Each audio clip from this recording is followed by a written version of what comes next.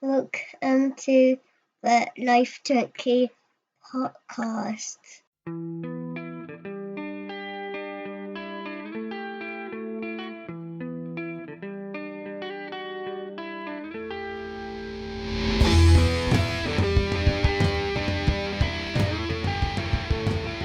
Hello and welcome to the Life Junkies podcast, episode 19, WWE NXT UK Takeover Cardiff preview.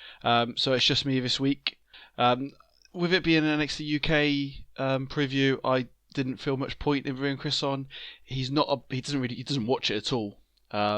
He hasn't been a big fan of the matches he's seen from it so far, which is Pete Dunne and Walter. So I didn't really see a point in dragging him on, so he doesn't really want to watch. And trying to get him to talk about it, so it's just me. It might be a quicker podcast today. I'm going to talk a bit about King of Ring, and then I'm going to move on and talk about the actual Takeover show itself. I need to address the fact there's no podcast last week. Basically, I made a massive mistake. I thought of NXT UK was on the 26th of August, so I had myself all ready to sit down and do a podcast last week. Had the Friday off. I was going to sit down, podcast, get this all ready to go in one day. That was my main plan for the day. And I was like, just before I start recording, I'll double check the date, just to make sure I got it all right. And it was the first. And I sat down here for a bit and played around with a few different ideas. But in the end, it was just too short notice when you're sitting down to all of these podcasts, you sort of get in the mind frame and you're thinking about it leading up to it. So I've been thinking about doing this one for about 2 weeks. But you're thinking about what you're going to say and all this and that. Thinking of ideas to sit down, write brand new show notes. Think of a subject first of all, but then write brand new show notes to sit down and record and be able to talk about something that I've been expecting to talk about.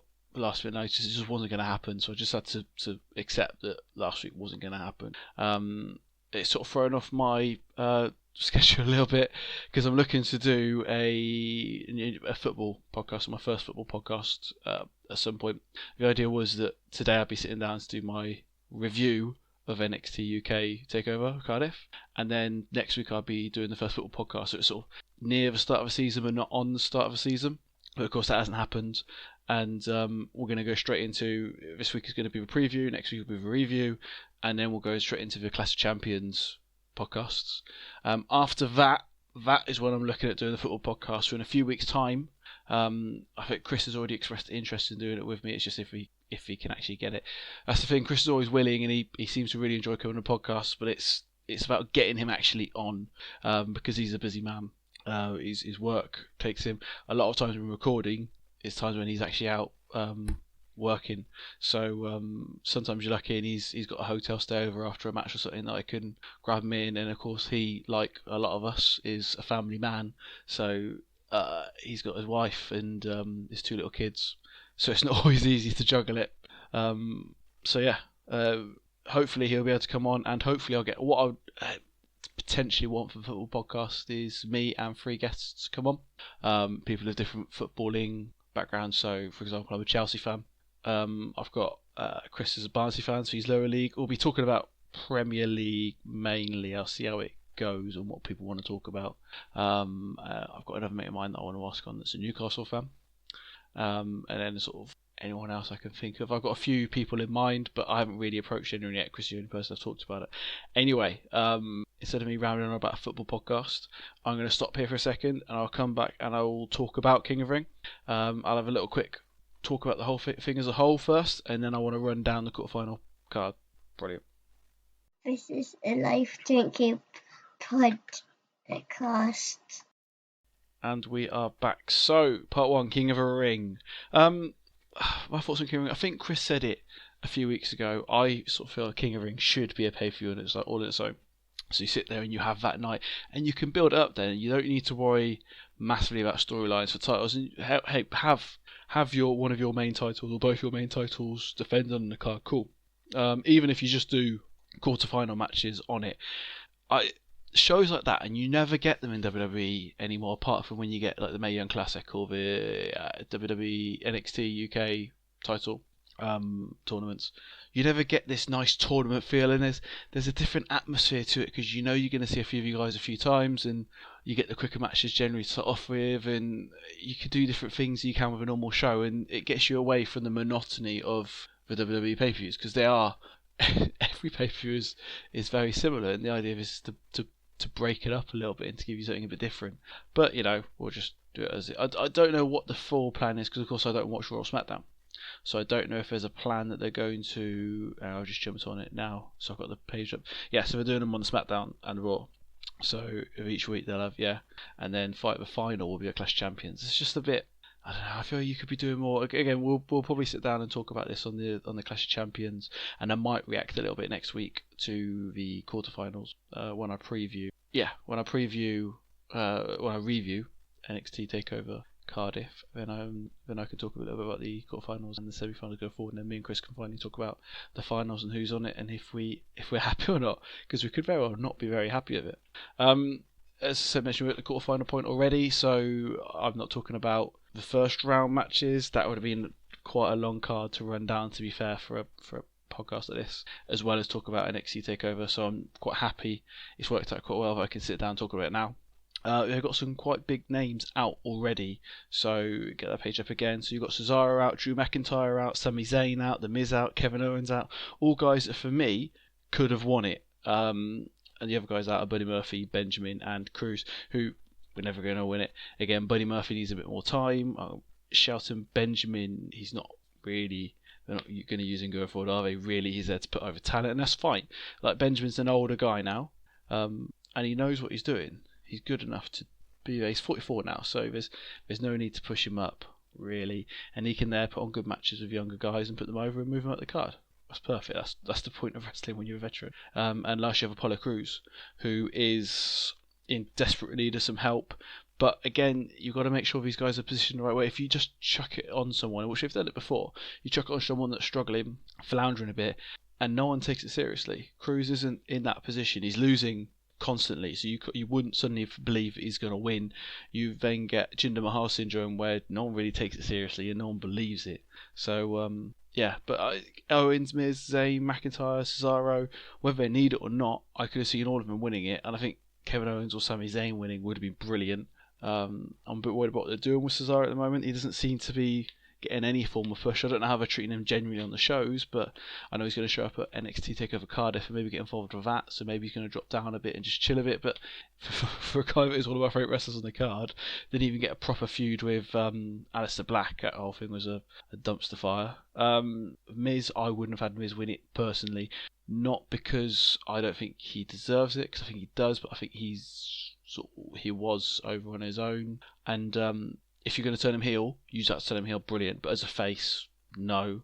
And I don't think McIntyre needs it, even though McIntyre again seems to be sort of stuck back down in the mid card. I'd rather book him.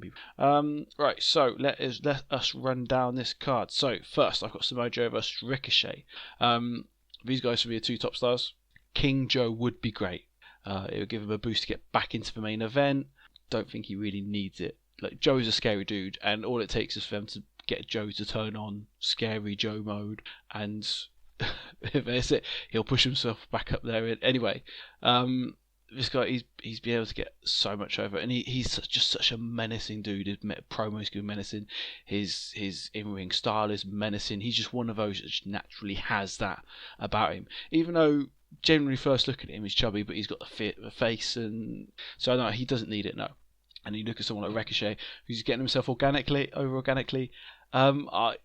don't think he really needs it. I don't think you want to push him to main event yet, because he's just going to lose at the moment, and there's no need for it. Let him chill in the mid card for a bit. Let him get wins. Let him move up. Let him improve and get more over with fans, and do it slowly and organically. That's the best way for him. For me, Joe gets the win in this match, moves forward because he's a bigger threat, and I think it would harm Ricochet less to lose here. I think it would harm Joe quite a bit to lose here, so I go Joe for a win. Next up would be Cedric Alexander versus Baron Corbin. I like Cedric Alexander, but him, very much like Buddy Murphy, it'd just be for me a bit too early for him to win this. And just no King Baron, we don't need it. Honestly, guys, with Trump and Brexit and everything, the people have been punished enough. They don't need King Baron Corbin. It's just don't. Corbin gets a win here, moves forward. Boom. Elias and Ali. can someone tell me why they've taken these men's names away? I'm sure me and Chris might have talked about it again, and this is where I would need Chris to sort of talk to it, but it's silly.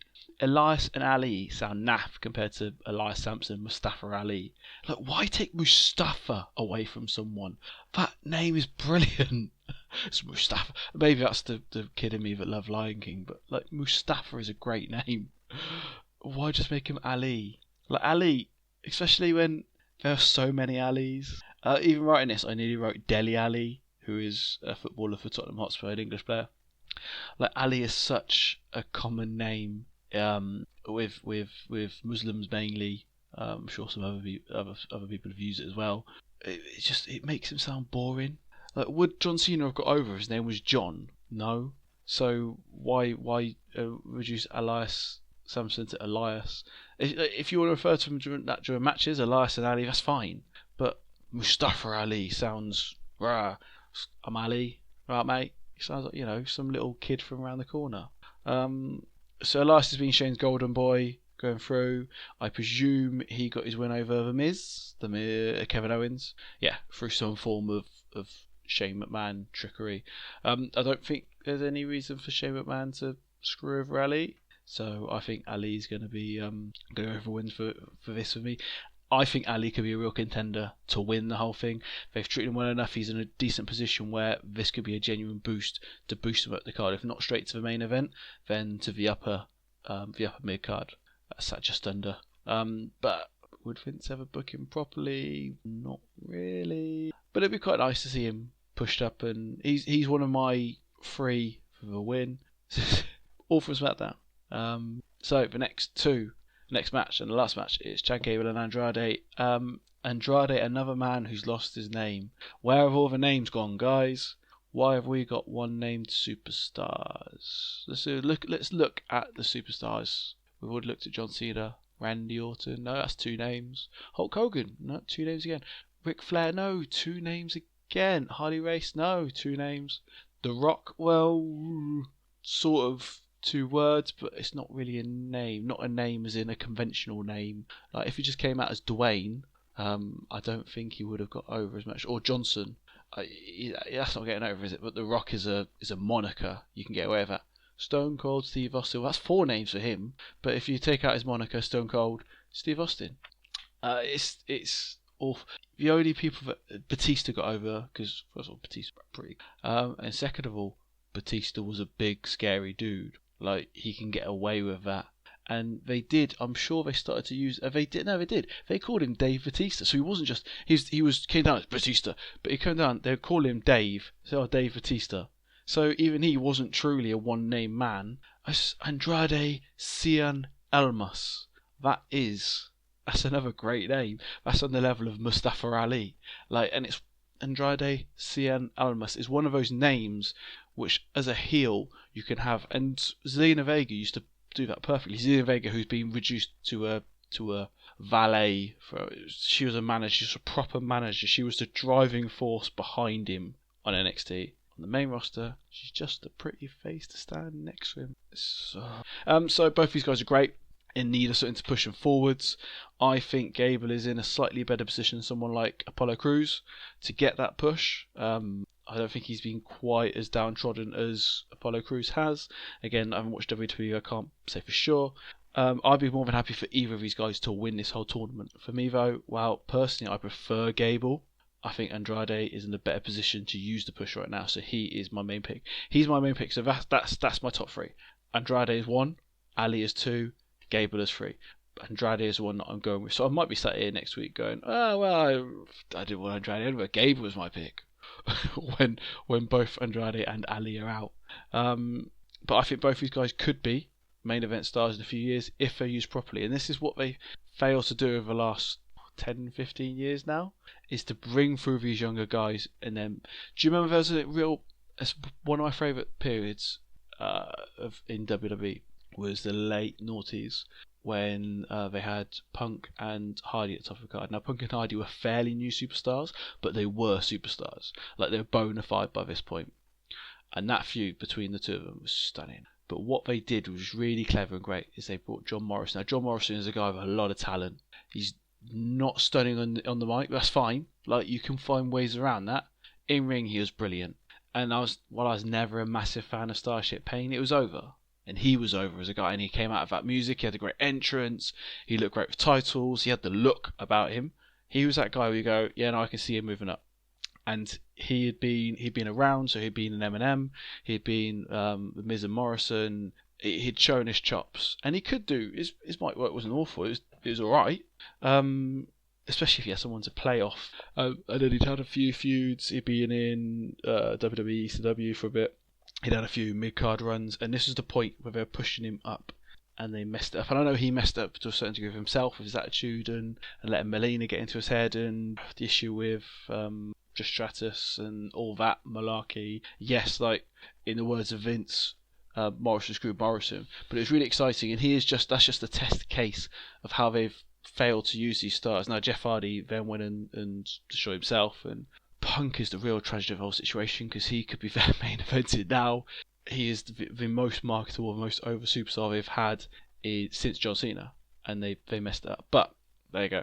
But that's just a test case, and you see this again and again and again and again. Like, look how long it's taken Kofi Kingston to get to the main event. They have failed to make new stars. Both these guys have, for me, out of anyone else in this card that hasn't been tested, so like, I'm not including Joe, and I think Ricochet's got it as well. But I think these two guys have the ability to be stars. So Andrade to win the whole thing. So obviously Andrade to win this single match. Right, so I hope people have agreed with me on that one or not.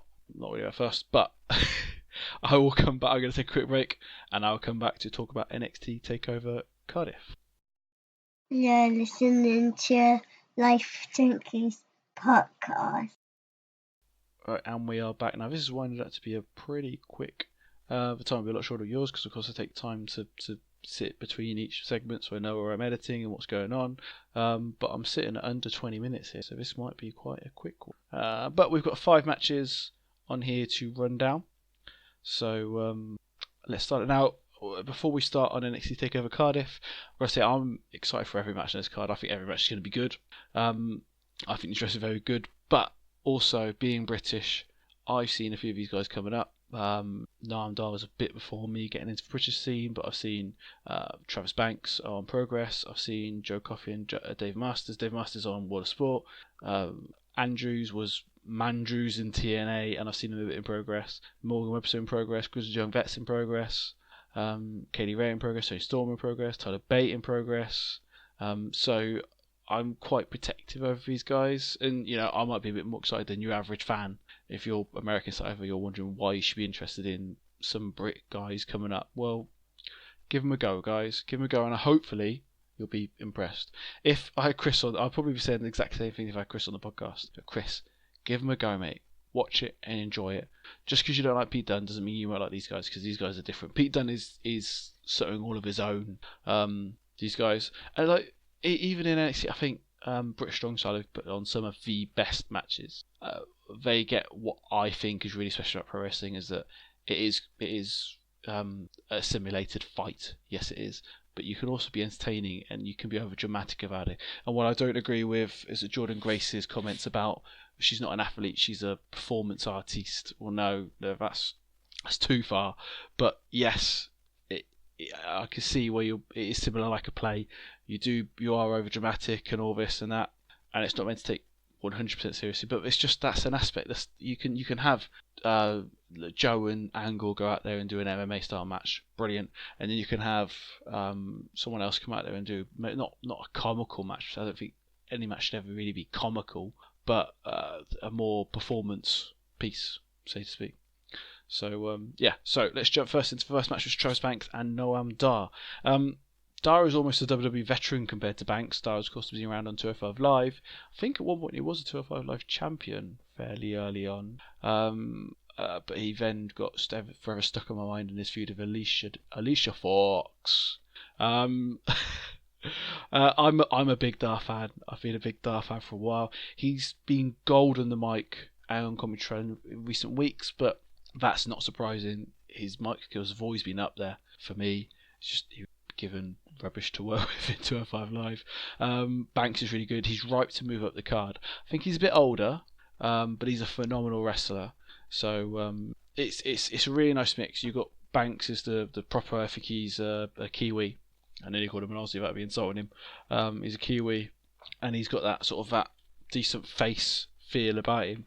And then Dar is that perfect, irritating, cowardly heel who loves mouthing off, but gets out of it. He's scheming, conniving. I think this is a really hard one to call. It depends somewhat on who they want to push up the card.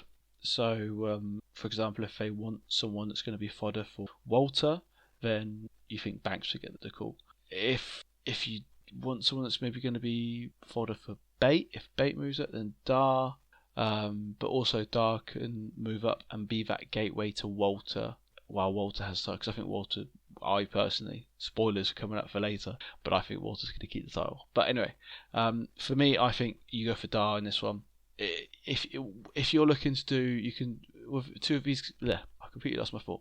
With these two guys, you can get a more than one time feud, so they can be wrestling on the next takeover again. I don't know when the next takeover is. It might be far too long away. I think the last one was in January, so it's over 6 months ago. So I don't know what the plan is going forward. Whether they'll start doing more.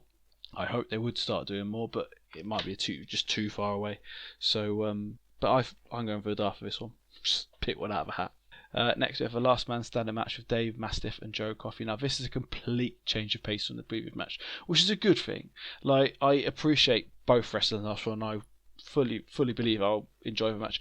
Probably more than I'll enjoy this one. But that's wrestling that's more my style, like the technical, high flying. Tend to like that more than I like the two big lads having a one. Doesn't mean the two big lads having a go doesn't have a place. Of course it does. And that's what I said earlier about wrestling being great, is that you get these differences. You get this variety, and so you go from that to this. It's a really nice change of pace, and I think that's a really good thing. This is two big bulls that are just going to go at each other. So expect one that will go out. I reckon this will go in the outside the ring. It's going to be heavy hitting, brawling, power moves. I've never really clicked with Joe Coffey. I don't know, I'm not over him. I do really like Dave Mastiff though. I first saw him on the first World of Sport Wrestling special. I really liked him on there, and I was quite glad when WWE NXT UK picked him up, poached him the other side. Because of course he was, with that first World of Sport Wrestling special, was meant to be in collaboration with TNA. Presumably TNA did pull out of a deal. I don't know whether it's because they were struggling funds wise at the time, because they were. Or not, but of course then World of Sport went on with ITV. I don't know where that is at the moment. I have talked about it on the podcast. I'll bits and bobs about it. But no, I Dave Mastiff, good. I go him for the win here, maybe because I don't like Joe Coffey, but I see Mastiff being pushed up the card. I think Mastiff would be quite a nice one to go up against Walter and Imperium. Next we have the NXT UK Tag Team titles. This is by far the one I have the most bullet notes about. Gallus is made up of so the teams are Gallus, which is Mark Coffey and Wolfgang, versus Mark Andrews and Flash Morgan Webster, versus champions, the Grizzled Young Veterans, which is Zach Gibson and James Drake. So haven't won Gallus at all. It's a similar issue to Joe Coffey. Mark Coffey is, of course, you may have guessed it, Joe's brother, and they used to wrestle under the Coffey Brothers moniker, and then they brought in Wolfgang, all three of them are Scottish, and so Gallus is, I had it up somewhere, it's the Scottish word for fierce or proud or something along those lines. Guess Scottish, Celtic, I presume. I don't think there was the Scottish language per se. It might be slang as well, which it probably very much is Scottish. Anyway, get myself sidetracked. Yeah, so not a big fan. I just haven't warm to them. They're all fairly similar, which is why you put them together. Andrews and Webster, I'm a big fan of both of these. The two exciting single stars.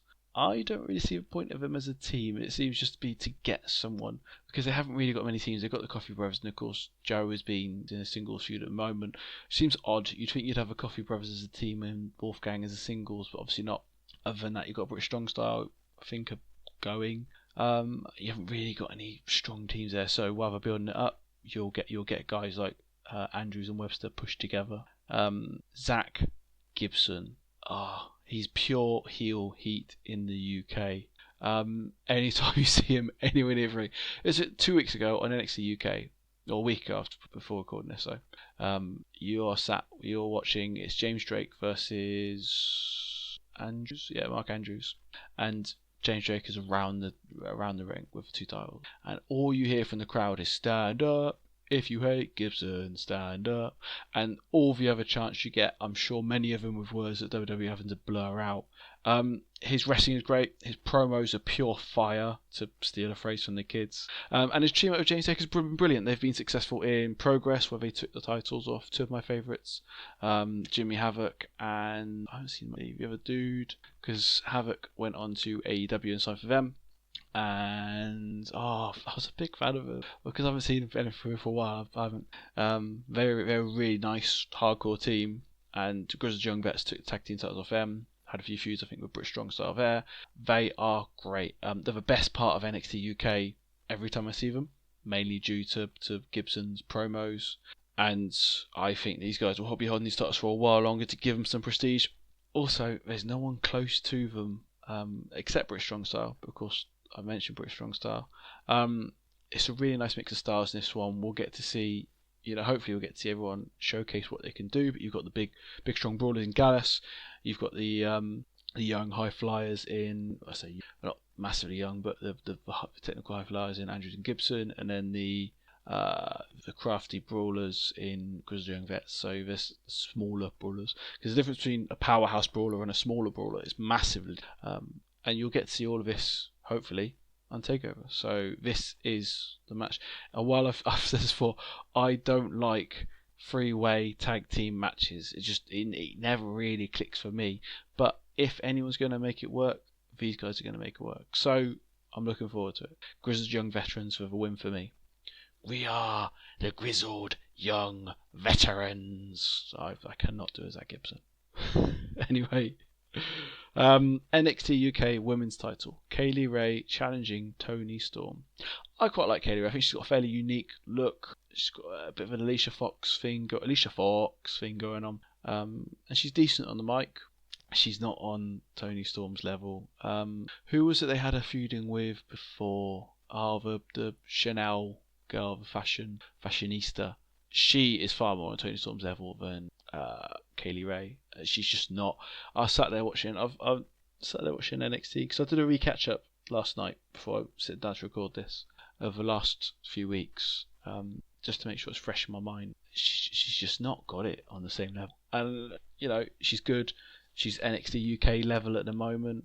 Toni Storm is a bona fide future star. A Mae Young Classic win proves that WWE have their eyes on her, even though I don't know if she was fully meant to win it. Because there's the girl that got injured as well. But no, she is one that they are holding for future, and I don't think the way I think they'll work this here is she'll have a really nice long title reign until her natural successor shows up. So, for example, Bayley giving the title to Asuka when she moved on. Then they will move her to the main to main NXT or the main roster. Pretty much straight away. She'll finish that feud and move on. As I think they're going to do with a few guys on the card as well. So so where someone like Zach Gibson is brilliant, but I think what you'll find is he'll have this NXT title run, and then he'll split up with James Drake, and he'll go on a singles run before then move. So he's got that period, one year, maybe in 2 years. They might even give Toni Storm a run here for a year. You've got to wait for that, and I don't think there's anyone else out there is quite ready to take the title from her. But of course, they're signing new women all the time. It's not inconceivable that another women's star might come up through here. There's none at the moment, apart from what's her name? Jenny. Yeah, Jenny Couture. That's it. Boom. She's really good. Still needs a fair bit of maturing, but that's the point of NXT and NXT UK. So these girls and guys can mature. And what happens when you push them up too fast? You get Apollo Crews, and you get the Fashion Files guys who struggle and don't work on the main roster, funny enough. Toni Storm for win here. Kaylee Ray's not in that ballpark. So then we get to the main event attraction of the evening, NXT UK men's title. Tyler Bate taking on Walter. I would love for Tyler Bate to get another NXT UK title win here. It's not going to happen. I think, like Pete Dunne, his future will be in the main roster, his near future will be in the main NXT card. I think what you'll get here is he'll do this feud with Walter and he'll move up. And what that does is it gives him, that's his leaving thing. Right, we're done. I'm leaving as you should on a loss. And he'll go up, maybe even form British Strong Style properly again with Pete Dunne and have them British Strong Style vs Undisputed Era for the title. I like that. Like, I know we've teased it bit by bit, but like a proper feud where like it's just they are splitting the whole. That'd be quite nice.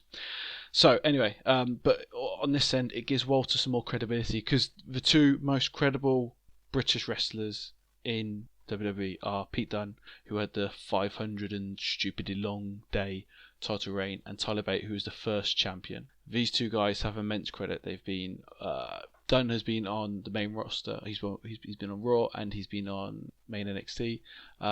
Tyler Bate has been main NXT and TOFO Live. So I think these guys, Bate is now 22.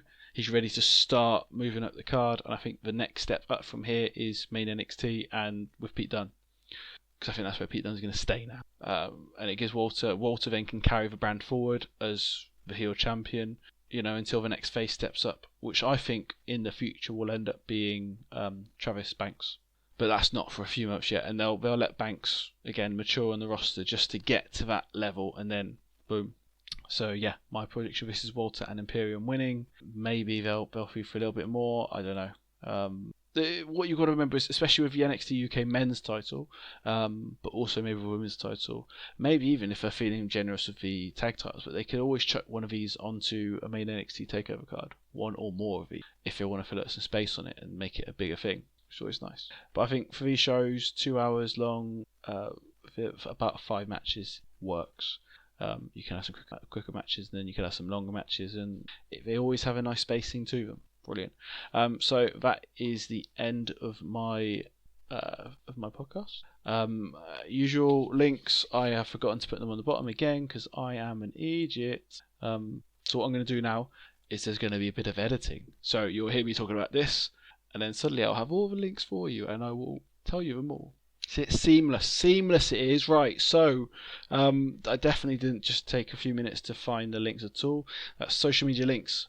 You can find me personally on Twitter and Instagram, Brazier25, Brazier25.